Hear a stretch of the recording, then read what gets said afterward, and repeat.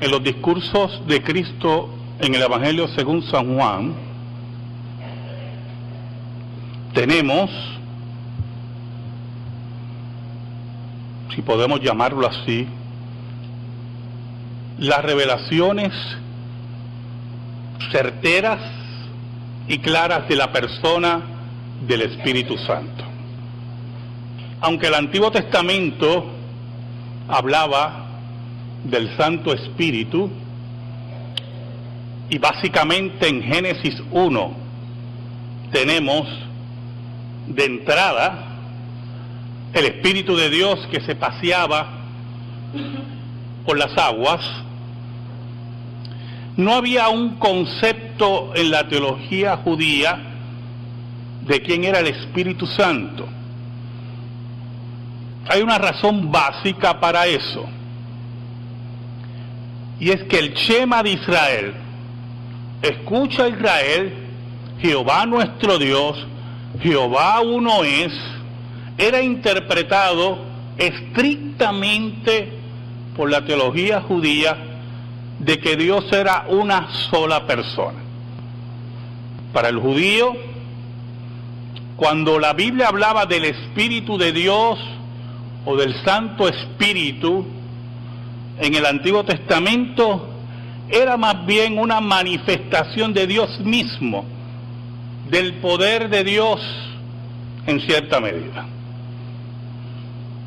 Pero Cristo, en sus discursos en el Evangelio según San Juan, nos muestra que el Espíritu Santo era una persona que venía a sustituirlo a Él después que Él partiera. Y que el Espíritu de Dios tenía todas las características y atributos de la divinidad y de personalidad. Por lo tanto, el rompecabezas de Dios seguía complicándose, porque ya el Dios revelado del Nuevo Testamento no era una sola persona, pero el pasaje, la insistencia del Nuevo Testamento es que había un solo Dios. Quiero que me acompañen al pasaje de Efesios 1, versículos 13 y 14, en esta tercera parte de nuestros sermones, el rompecabezas de Dios. Oramos. Señor bueno, gracias te doy por el gran privilegio de exponer tu palabra. Perdona mis pecados. ¿Cuántas veces te he sido infiel y tú permaneces fiel? Escóndeme bajo la sombra de la cruz y que tú seas proclamado. Llega al corazón de aquellos que tú has predestinado para salvación y que posiblemente ha llegado la hora de su regeneración. Que esta palabra penetre como espada de dos filos. Que tú llegues a tu pueblo regenerado y le des consuelo, le des iluminación, le des fortaleza. Que los impíos, aquellos que no quieren saber de ti, esta palabra sea, como ha dicho el apóstol Pablo, condenación para sus vidas. Escúchanos, Señor. Ayúdame en esta tarde. Ha sido una semana muy fuerte y necesito de ti en esta hora. En el nombre de Jesús. Amén y amén. Cuando llega Pentecostés, en Pentecostés ocurre el cumplimiento de la profecía de Joel, y cuando leemos el libro de los Hechos, vemos la acción del Espíritu Santo nombrado por Lucas, el autor del libro de los Hechos, continuamente como aquel que interviene con la iglesia primitiva. Por lo tanto, la revelación del Nuevo Testamento que el apóstol Pablo va recibiendo es que la persona de Jesús no solamente era un Mesías político o un Mesías terrenal, sino que la persona de Jesús era Dios encarnado. Pero aún más, la revelación que recibe el apóstol Pablo es que el Espíritu Santo no era simplemente el poder de Dios o una manifestación de Jehová, sino una persona adicional dentro de la divinidad. Por eso, en los sermones que hemos tenido, en este gran pasaje de Efesios, vemos que Pablo, armando ese gran rompecabezas de Dios, habla primero del Padre, después habla del Hijo, y ahora introduce en este plan de salvación, en esta obra de soberanía de Dios, al Espíritu Santo. El versículo 13 dice: en él también vosotros, habiendo oído la palabra de verdad, el evangelio de vuestra salvación, y habiendo creído en él, fuisteis sellados con el Espíritu Santo de la promesa. El apóstol Pablo le habla a los miembros de la iglesia de Éfeso a base de un término que discutimos en los pasados sermones. Estos que me escuchan, estos que han creído a la palabra de verdad, que han oído la palabra de verdad, son aquellos que en la eternidad Dios ha señalado para salvación. Aquellos que han sido elegidos para salvación, que han sido predestinados para salvación. Por lo tanto, la seguridad de escuchar la palabra de verdad, el evangelio de vuestra salvación, está en los actos soberanos de Dios, que ningún hombre puede cuestionar y que ningún ser humano puede retar. Algunos muchas veces quieren buscar las razones de la elección y de la predestinación. ¿Por qué Dios escogió a un grupo para salvación? Pero como muy bien dice Juan Calvino, es un esfuerzo fútil de buscar las razones que solamente Dios ha puesto en su santa voluntad. Y Calvino decía que algunos levantan su cabeza buscando razones y levantan tanto la cabeza que se rompen el cuello, porque no quieren aceptar los actos soberanos de Dios. Pero esos actos soberanos de Dios en relación a la elección y a la predestinación garantizan que estos hombres y mujeres de Efesios conozcan, oigan y vivan el Evangelio de Cristo. ¿Sabe? Hace poco estaba comentando con algunos hermanos que vino una gran amiga de los Estados Unidos, porque su mamá cumplía 80 años, también conozco a su mamá, y es como si fueran, son varias muchachas, son como si fueran hermanas de crianza. Pero ella siempre ha insistido, de muchos años hacia acá, que ella es atea. Y entonces de vez en cuando pues sale el tema de religión entre nosotros, y lamentablemente para ella, yo no soy el adolescente que ella conoció. Y salió el tema, y yo le estaba hablando del Evangelio, y entonces ella estaba, pues, trancada en su punto. Su derecho tiene, todo el mundo tiene derecho a perderse, y estaba trancada en su punto, y en una le digo: escúchame bien, sabes que yo entiendo tu rechazo a esto,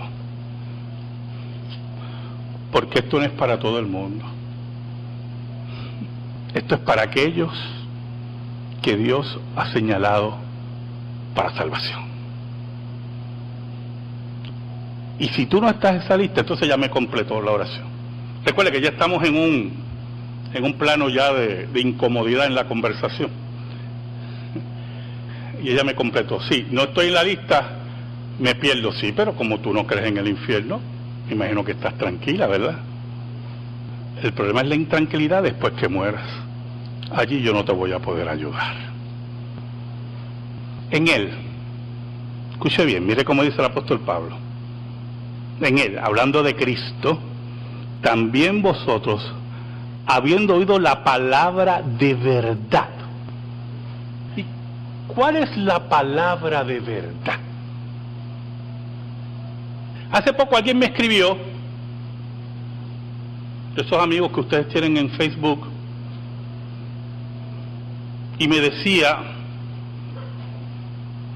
que por qué las iglesias insisten que tienen la verdad. Entonces, una persona que aparentemente va a una iglesia, y pues, y otras cositas más dijo, muy próspero, una persona. Pero entonces yo le contesté y le dije que las iglesias no son clubes sociales. Usted no viene aquí a ver cómo yo lo divierto. La labor de divertir le toca a los comediantes con los impíos. Y le decía, la labor de la iglesia de Cristo es proclamar la verdad. Y el apóstol Pablo nos dice aquí, en Él también vosotros, habiendo oído la palabra de verdad, el evangelio de vuestra salvación. La gran verdad que tiene que llegar a cada ser humano es que Dios se hizo hombre y pagó la deuda por su pueblo. El evangelio de verdad, el evangelio de la salvación. Ustedes, los de Éfeso, oyeron la palabra de verdad, el evangelio de la salvación. No es el evangelio social, ¿oyó? No es el evangelio por los pobres, es el evangelio que decirle al hombre, tienes una deuda con Dios. Y Cristo ya la pagó en la cruz. Por eso la palabra evangelio son buenas nuevas. Buenas nuevas. Tu deuda con Dios ha sido saldada. Si eres del pueblo de Dios, tu deuda ha sido saldada. Es interesante porque para que entendamos el evangelio de salvación, tenemos que reconocer que tenemos una deuda con Dios. Y para reconocer que tenemos una deuda con Dios, tenemos que afirmar que somos pecadores y enemigos de Dios.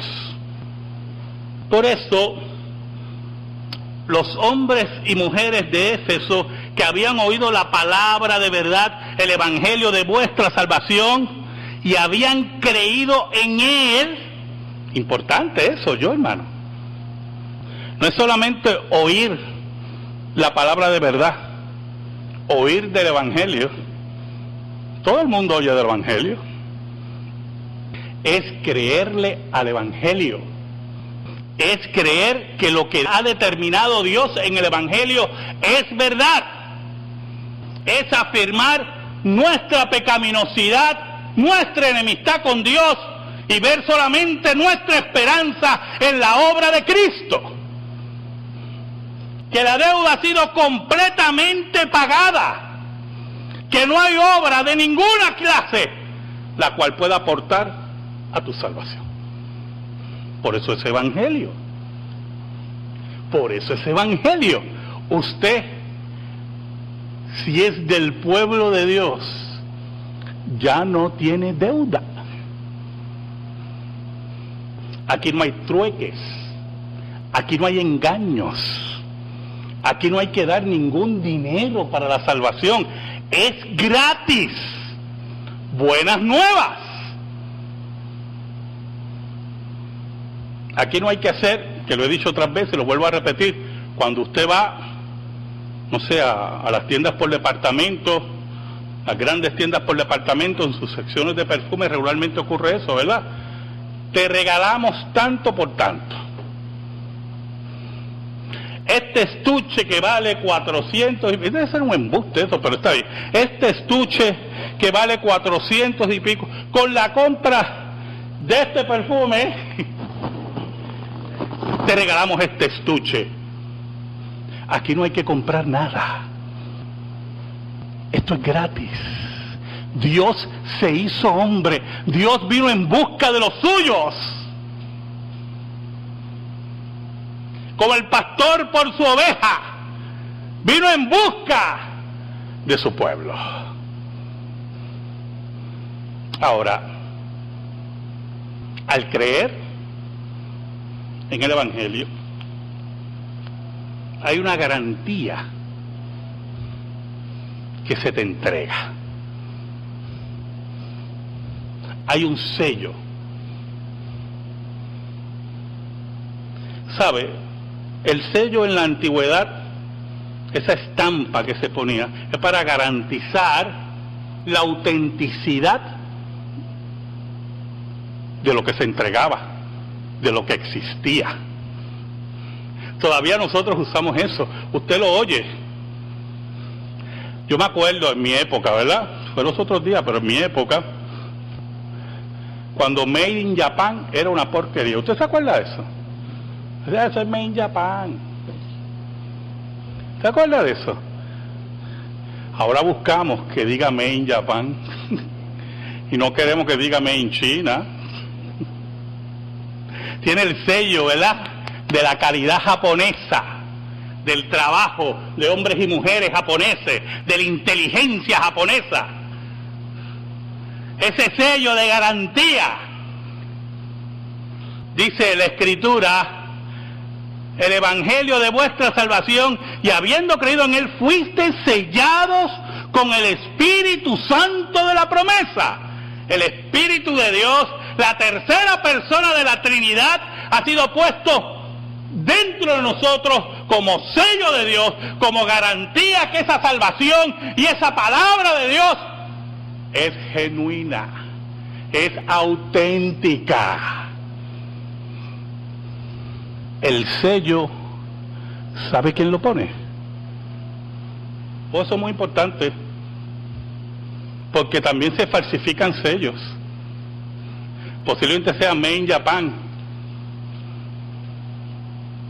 y posiblemente es Made in, déjame no seguir mencionando países, que después esto llega a un país de eso y mandan una comisión. ¿Dónde? Y vamos a buscar ese pastor. ¿Dónde está ese pastor? No, míralo allí. Porque los sellos se falsifican, las monedas se falsifican. Pero cuando Dios pone el sello, no hay falsificación. ¿Sabes por qué? Porque cuando Dios pone el sello, fue Dios el que fabricó eso. Y los enemigos, escuche bien, de la seguridad de salvación, y los enemigos de la predestinación nos quieren hacer creer que lo que Dios fabrica y lo que Dios le pone el sello puede perderse, puede malograrse.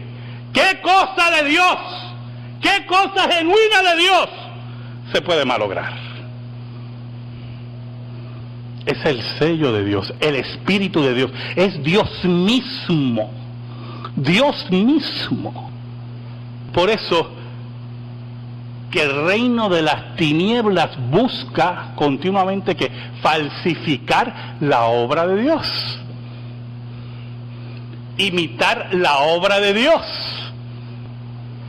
Pero lo que no es genuino, no es genuino. Y tarde o temprano,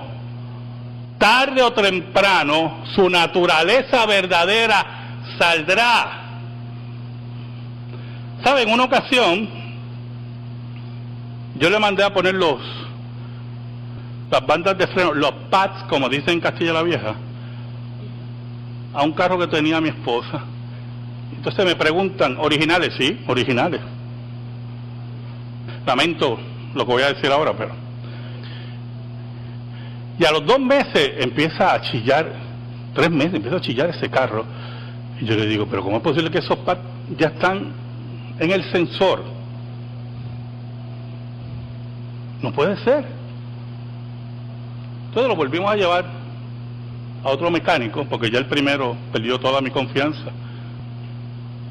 Y el otro mecánico me dijo, no, los pads están bien, es que no son genuinos, no son originales. Y como no son originales, empezaron a chillar, empezaron a gritar. ¿Sabes algo? El que no es original, tarde o temprano va a gritar, porque no tiene cabida en el pueblo de Dios. Y la palabra de Dios, la espada de 2 filos, lo va a hacer chillar, porque no es genuino. Porque lo que es genuino no engaña. Añade el apóstol Pablo, el Espíritu Santo, la tercera persona de la Trinidad, de la promesa, ese es nuestro sello, el Espíritu de Dios, que es las arras de nuestra herencia. ¿Sabe lo que es arras?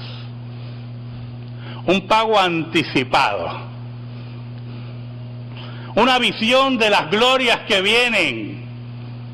El Espíritu de Dios que mora en nuestra vida, Dios mismo, es la garantía que un día nos vamos a reunir con Él. El Espíritu de Dios, ese que es soberano sobre la vida de todo hombre, es nuestra garantía que la tumba está vacía y que el Gólgota fue efectivo. ¿Sabe por qué es importante esa garantía? Muy importante, yo hermano. Aunque la analogía va a estar un poquito floja, escúchenla. En una ocasión se dañó la lavadora en casa y después de varios arreglos, pues ya Diana estaba protestando con razón. Yo, deja de estar arreglando eso, vamos a comprar una lavadora. Y es verdad. Y compramos una lavadora nueva de paquete. Y yo, allá, hay que esté por lo menos 20 años más, como estuvo aquella. A los 6 meses, ¿qué a los 6 meses? Al mes ya estaba dando problemas. Tú ponías el botón y no prendía, entonces tenías que tirar la puerta así duro, ¡pum! Y ahí empezaba a prender. Y yo, ¿pero qué es esto? Oiga, pero como yo creía que era que yo no la sabía manejar, dejé pasar la garantía. Ese orgullo de los hombres. ¿Has oído de ese orgullo de los hombres? Que uno está por así, por Ponce, y estoy buscando algo. Pregunta, no, yo voy a averiguar. Las mujeres preguntan, pero los hombres son unos orgullosos. ¿Oyó? Oiga, y me cansé de tirar la puerta aquella, porque llegó un momento que no importaba cómo la tiraras, no prendí, y yo me preocupé. Y yo, rayo, esto se dañó aquí, compré otra lavadora. Y llamé a un mecánico, un joven excelente, se lo recomiendo. Y cuando veo la lavadora, esa lavadora se dañó. Para él era muy difícil que esa lavadora se haya dañado. Entonces yo le explico, me dice, ya yo sé. Y como era genuina, de calidad, hermano, está mejor que si fuera sido nueva. Y hace poco él fue por allá, porque tiene que hacer algo en casa, y me dice, ¿cómo está la lavadora? Muchachos, esa lavadora está como si lo hubiera sacado. Porque lo que es genuino, aunque mire, algunas veces las velocidades no sean las mismas, siempre será genuino. Y aunque tú y yo, algunas veces la velocidad, escuche bien, algunas veces patine, o algún problema en nuestra vida, y hayan cuestionamientos y le preguntemos a Dios, ¿qué pasa, Señor? Cada domingo estamos aquí porque somos genuinos, porque sabemos, como dice el apóstol Pablo, que es las arras de nuestra herencia hasta la redención de la posesión adquirida. Viene un día que lo que falta reparar en nuestra vida, Dios lo hará. Que los tornillos que haya que apretar, que lo que haya que cambiar, Dios lo hará. Porque somos genuinos, porque tenemos las arras de nuestra herencia, que es el Espíritu de Dios, y el Espíritu de Dios no abandona a los suyos. Y cuando llegue ese día maravilloso, que yo anhelo tanto, que nuestro cuerpo de muerte sea transformado y la muerte sea derrotada por completo. Cuando llegue ese día glorioso, que el pecado, la muerte y los enemigos de Dios sean enterrados para siempre. Cuando llegue ese día glorioso, cuando todos los enemigos de Cristo sean puestos como estrado de sus pies. En ese día sabrás que lo que hizo Dios en tu vida fue genuino. Porque ¿sabes algo? Tú no has aportado nada aquí. Aquí lo ha hecho todo el mecánico por excelencia. Por eso el apóstol Pablo dice, para alabanza de su gloria. ¿Y por qué para alabanza de su gloria, hermano? ¿Por qué para alabanza de su gloria? ¿Quién puede alabar a Dios? ¿Quién puede darle la gloria a Dios? ¿Qué en nosotros hay que se pueda dar la gloria a Dios? El apóstol Pablo, espero que lo hayan leído conmigo, nos habla de esa redención adquirida. Por eso que se puede dar gloria a Dios. Porque Dios es el que completa la redención adquirida. Y al completar la redención adquirida, somos la novia sin arruga, sin imperfecciones, en la cual puede glorificar a Dios sin tapujos, que puede glorificar a Dios sin pecado. Se acerca ese día. ¿Y sabes algo? El Espíritu de Dios que mora en tu vida, el Espíritu de Dios que trabaja en tu vida, te garantiza que un día el mecánico completará la obra. Amén. Gracias te damos, Señor, por tu palabra eterna. Y te pedimos, Señor, en el nombre de Cristo, que esa palabra esté en nuestra vida y en nuestro corazón. Por Cristo Jesús. Amén y amén. Estamos en silencio, hermanos.